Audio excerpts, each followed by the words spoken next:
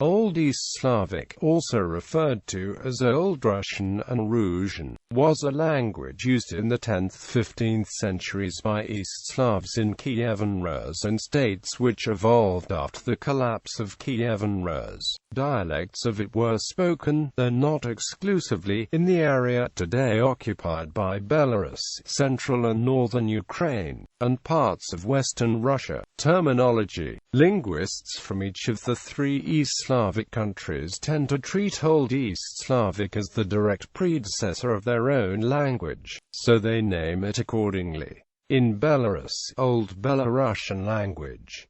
In Russia, Old Russian language. In Ukraine, Old Ukrainian language, or Old Kievan language. In Belarusian and Ukrainian there are also more neutral supranational terms that can be roughly translated to English as Old Russian language. The Russian Drevnoruskiy means Old Russian as well. Rusian is similarly used by some Western scholars such as Horace Lunt. General considerations. The language was a descendant of the Proto-Slavic language and faithfully retained many of its features. A striking innovation in the evolution of this language was the development of so-called kleophony, which came to differentiate the newly evolving East Slavic from other Slavic dialects. For instance, Common Slavic * "gord" settlement, town, was reflected as oesl.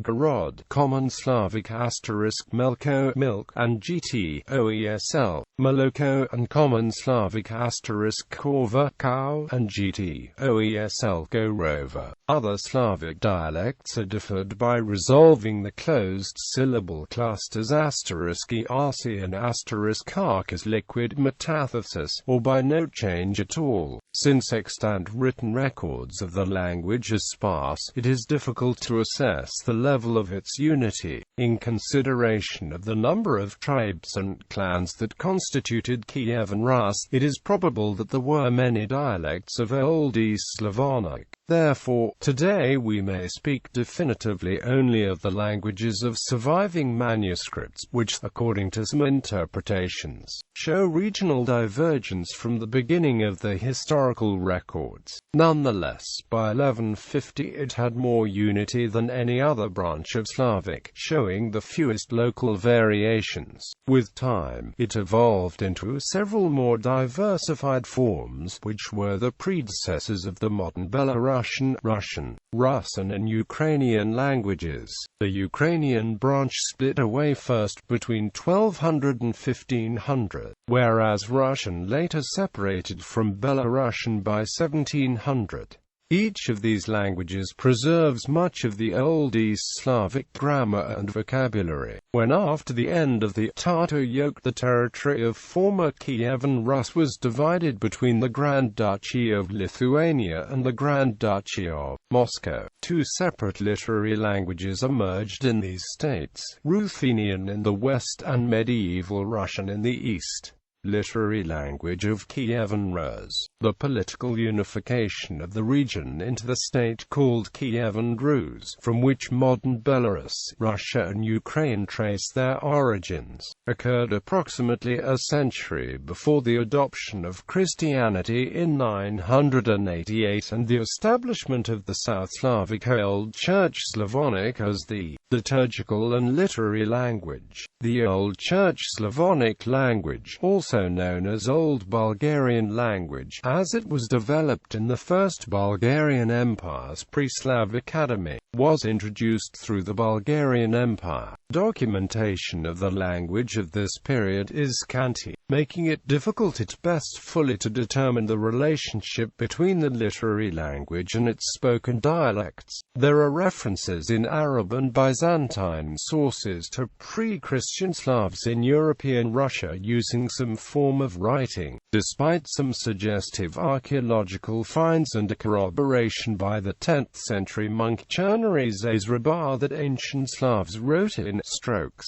and incisions, the exact nature of the system is unknown. Although the Glagolitic alphabet was briefly introduced, as witnessed by church inscriptions in Novgorod, it was soon entirely superseded by the Cyrillic. The samples of birch bark writing excavated in Novgorod have provided crucial information about the pure 10th century vernacular in northwest Russia, almost entirely free of Church Slavonic influence. It is also known that borrowings and calques from Byzantine Greek began to enter the vernacular at this time, and that simultaneously the literary language in its turn began to be modified towards Eastern Slavic. The following excerpts illustrate two of the most famous literary monuments. Note: the spelling of the original excerpt has been partly modernized.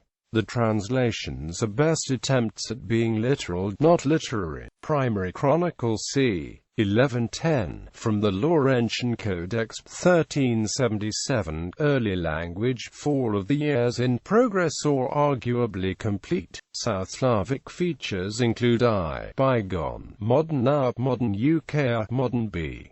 Correct use of perfect and aorist, is, has come, began. Note the style of punctuation. Tale of Igor's Campaign, c. 1200, from the PSK of E manuscript, 15th cent.